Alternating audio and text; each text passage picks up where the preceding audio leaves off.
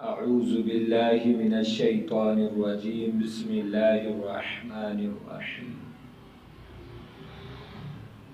قال رسول اللہ صلی اللہ تعالی علیہ وآلہ وصحبہ وسلم من قال لا الہ الا اللہ محمد رسول اللہ دخل الجنہ صدق رسولہ النبی الکریم اللہم صلی علی سیدنا و مولانا محمد وعلی آل سیدنا و اصحاب سیدنا و مولانا محمد وبارک وسلم وصلو علیہ۔ پیارے دوستو، آج کی گفتگو کلمہ طیبہ کے حوالے سے کرنا چاہتا ہوں۔ کلمہ طیبہ میں مالک کا ذکر ہے، اللہ کی شان و عظمت ہے، اللہ کی معبود برحق حقانیت کا اعلان ہے، لہذا اس کی بڑی فضیلت ہے، بڑی اس کی عظمت ہے۔ اللہ رب العالمین قیامت والے دن حضور علیہ السلام نے حدیث پاک روایت، حضور نے ارشاد فرمائی، یہ حضرت عبداللہ ابن عمر روایت کر رہے ہیں بہقی میں، اور مستدرک میں حاکم میں بھی حضرت عبداللہ ابن عمر ہی روایت کر رہے ہیں، یہ بخاری میں بھی حدیث پاک آئی ہے۔ آقا علیہ السلام نے فرمایا، قیامت کے دن میری امت کا ایک بندہ تمام مخلوق کے سامنے بلایا جائے گا، اللہ رب العالمین بلائیں گے تمام مخلوق کے سامنے، پھر اللہ رب العالمین اس کے سامنے 99 نامہ اعمال کے دفتر رجسٹر پیش کریں گے۔ 99 دفتر اس کے سامنے کھول جائیں گے۔ اللہ رب العالمین بندے سے سرگوشی فرمائے گا، اللہ فرمائے گا، بتا بندے، یہ جو فرشتوں نے لکھا ہے، کیا یہ لکھائی برحق ہے؟ کیا یہ تیرے جرم ہیں؟ یا کیا یہ تیری خطائیں ہیں؟ کیا یہ تیری غلطیاں ہیں؟ کوئی فرشتوں نے، محافظ فرشتوں نے کچھ ظلم تو نہیں کیا؟ کوئی غلط تو نہیں لکھا ہے؟ آدمی خوف زدہ ہو کر عرض کرے گا، پروردگار، فرشتوں نے بالکل ٹھیک لکھا ہے، فرشتوں نے کوئی بات بھی غلط نہیں لکھی۔ تو اللہ رب العالمین اپنی طرف سے ایک پرچی عطا کریں گے، کاغذ کا ٹکڑا دیں گے، اللہ فرمائے گا، جا بندے، جا کے نامہ اعمال اپنا دوبارہ وزن کرا۔ بندہ عرض کرے گا، مالک، ایک طرف 99 دفتر، 99 رجسٹر، اور اس کے مقابلے میں ایک چھوٹی سی پرچی، چھوٹی سی کاغذ کا ٹکڑا اور پرزہ، مالک یہ کیا کرے گا؟ اللہ فرماتا ہے، بندے تو جا تو صحیح، میں اپنی کلمہ کی طیبہ کی، اپنے کلمہ طیبہ کا عظمت دکھانا چاہتا ہوں، اپنے کلمہ طیبہ کی عزت دکھانا چاہتا ہوں، اپنے کلمہ طیبہ کی شان دکھانا چاہتا ہوں۔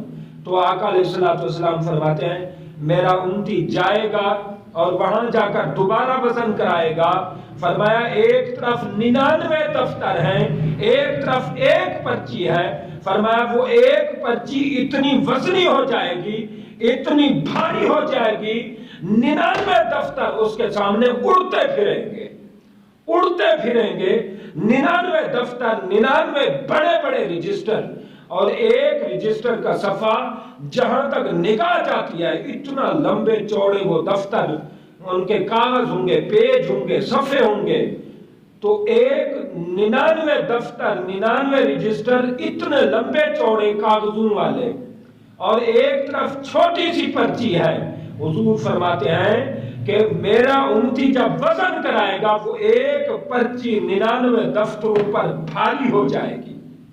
یہ حضرت عبداللہ ابن عمر روایت کر رہے ہیں، مستدرک حاکم میں بھی یہ حدیث آئی ہے، بخاری میں بھی آئی ہے، اور بہقی شریف میں بھی آئی ہے۔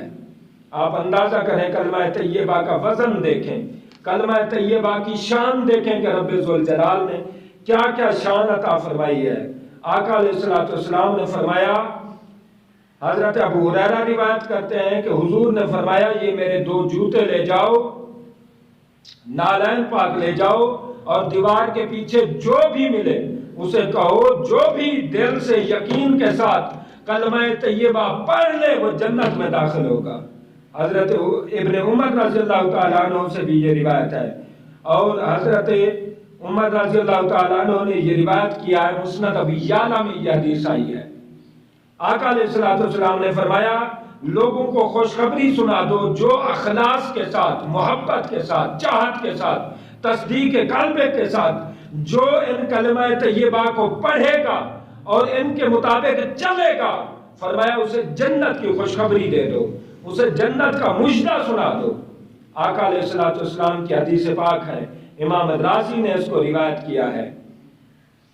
آقا علیہ الصلوۃ والسلام فرماتے ہیں جس نے لا الہ الا اللہ محمد رسول اللہ پڑھ لیا، فرمایا اس میں 24 حروف ہیں، لا الہ الا اللہ میں 12 حروف ہیں، محمد رسول اللہ میں 12 حروف ہیں، 12 اور 12 24 حروف ہیں۔ فرمایا کلمہ طیبہ کی وجہ سے رب 24 حروف کی برکت سے جو ایک بار تصدیق قلب کے ساتھ، محبت کے ساتھ، چاہت کے ساتھ ایک دفعہ کلمہ طیبہ کا ورد کرے، وظیفہ پڑھے، کلمہ طیبہ کی تلاوت کرے، فرمایا اس کے 24 گھنٹے کے گناہ معاف ہو جاتے ہیں۔ اور یہ کلمہ طیبہ کے 7 کلمات ہیں، 24 حروف ہیں، 7 کلمات ہیں، 7 کلمے ہیں۔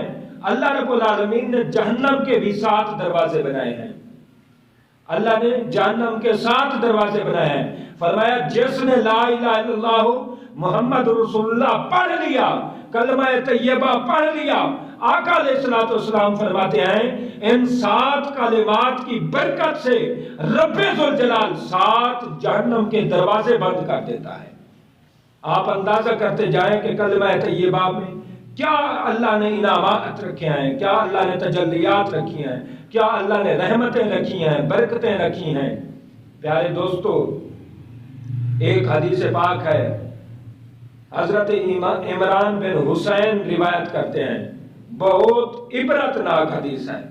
فرمایا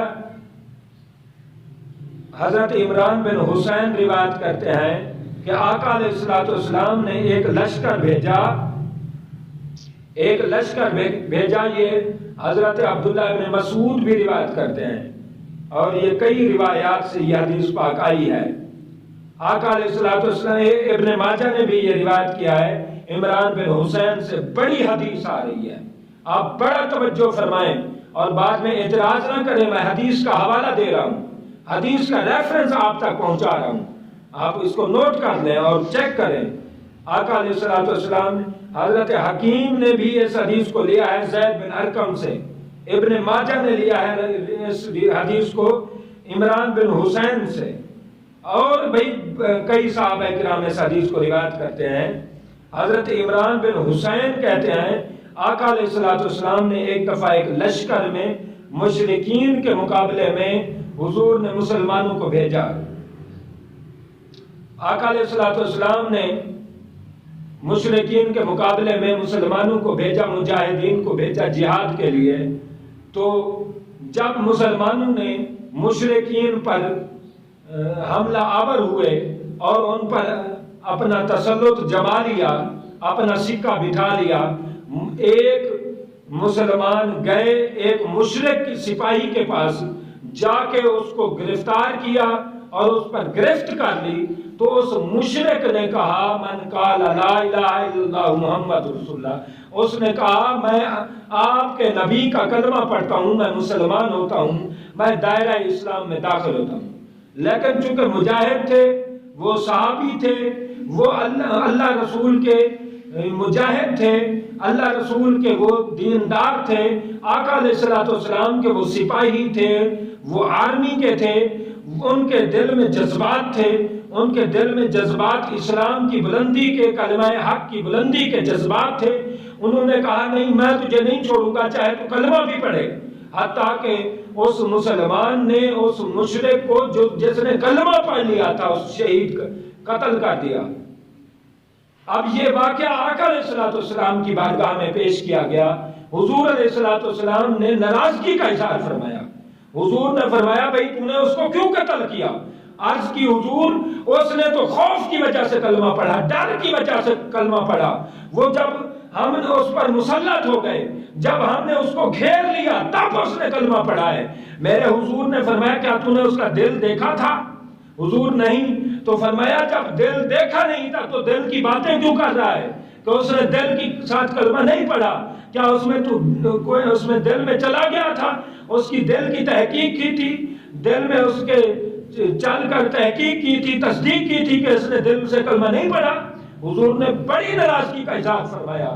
آقا علیہ الصلوۃ والسلام نے فرمایا جو بھی جیسے بھی کلمہ طیبہ پڑھ لے، رب اسے کلمہ طیبہ کی عظمت دکھائے گا، رب اپنے کلمہ طیبہ کی عزت دکھائے گا، کلمہ طیبہ کی شان دکھائے گا، رب اپنے نام کی، اپنے کلام کی برکتیں ضرور دکھائے گا۔ فرمایا تو نے اسے کیوں قتل کیا؟ حضور ناراض ہو گئے۔ حضرت عمران بن حسین کہتے ہیں جب یہ مسلمان سپاہی اس کی وفات کا ٹائم آیا، بڑی کمال حدیث ہے، وفات کا ٹائم آیا تو یہ جب دنیا سے چلے گئے، پردہ کیا، تو اس کو جب دفن کیا گیا، کئی بار کہتے ہیں ہم نے دفن کیا، زمین اس کو باہر پھینک دیتی تھی، بار بار یہ زمین باہر پھینک دیتی، حتیٰ کہ اس کی قبر پر سیکیورٹی لگائی گئی، گارڈ بٹھائے گئے کہ شاید کوئی دشمن ایسے نکال دیتا ہو، آخر کار گارڈ بھی بٹھائے گئے، سیکیورٹی بھی بٹھائی گئی، لیکن پھر بھی ان کی لاش باہر نکل آئی۔ یہ قصہ آقا علیہ الصلوۃ والسلام کی بارگاہ میں پہنچا۔ آقا علیہ الصلوۃ والسلام نے فرمایا زمین تو اس سے بھی برے لوگوں کو قبول کر لیتی ہے، زمین تو اس سے بھی بدتر لوگوں کو قبول کر لیتی ہے، لیکن اللہ نے یہ عبرت کے لیے کیا ہے، اللہ نے کلمہ طیبہ کی عظمت دکھائی ہے کہ کلمہ طیبہ کی عزت، عظمت، حرمت کتنی ہے۔ آپ اندازہ کریں صحابی رسول ہیں، آقا علیہ الصلوۃ والسلام کے مجاہد ہیں، کلمہ پڑھنے والے ہیں، مصطفیٰ کے پیچھے نمازیں پڑھنے والے ہیں، روزے کی پابندی کرنے والے ہیں، حج ادا کرنے والے ہیں، ساری خوبیاں اس میں ہیں، ساری صفات موجود ہیں، ساری بہترین عادات اس میں ہیں، لیکن یہ منظر کیوں ہوا؟ اندازہ کریں کہ مسلمان جو کلمہ گو ہو، جو کلمہ طیبہ پڑھنے والا ہو، جو اسلام میں داخل ہو جائے، دائرہ اسلام میں ہو، مسلمان ہو، اپنے آپ کو مسلمان کہتا ہو، ہم اس کی عزت نہ کریں، ہم اس کے احترام نہ کریں، ہم اس کا خیال نہ کریں، ہم اس کا لحاظ نہ کریں، ہم اس سے لڑیں، ہم اس سے جھگڑیں، ہم اس سے فتنہ پروری کریں، ہم اس سے طرح طرح کی سیاستیں کریں، ہم اس کی عزت کو پامال کریں، ہم اس کی حرمت کو پامال کریں، ہم کس چیز کے مسلمان ہیں؟ ہم کس چیز کے مسلمان ہیں؟ ہم کس کلمہ، کون سا کلمہ ہم پڑھتے ہیں؟ کس نبی کے تابعدار ہیں؟ کس نبی کے فرما بردار ہیں؟ کس نبی کے ہم غلام ہیں؟ ہم سمجھیں صحابی رسول ہیں۔ آپ کوئی کہے کہ یہ صحابی کے ساتھ یہ کیسے ہو سکتا ہے؟ حضرت علقمہ کے ساتھ تو بھی ہوا ہے۔ حضرت علقمہ حضور کے پیچھے نماز کے پابند تھے، 5 وقت تو نماز پڑھتے، لیکن سانس نہیں نکل رہی، روح قبض نہیں ہو رہی، ماں نے آ کر دعا کی تو پھر ان سے، نہیں تو آقا علیہ الصلوۃ والسلام نے لکڑیاں منگوا لی تھی۔ یہ عبرت کے لیے ہے، یہ امت کی اصلاح کے لیے ہے، یہ امت کی بہتری کے لیے ہے، یہ امت کے لیے نصیحت ہے، یہ امت کے لیے واعظ ہے، یہ امت کے لیے ایڈوائز ہے، یہ امت کے لیے سب کچھ کیا گیا۔ آقا علیہ الصلوۃ والسلام کے صحابی ہیں۔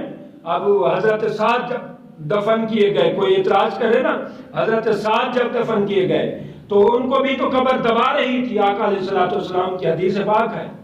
تو یہ ساری عبرت کے لیے ہے، نصیحت کے لیے ہے، ہم اس کی جانچ پڑتال میں نہ جائیں، حدیث ہے، میں حوالے دے چکا ہوں، لیکن ہم یہ سمجھیں ہم کون سے مسلمان ہیں۔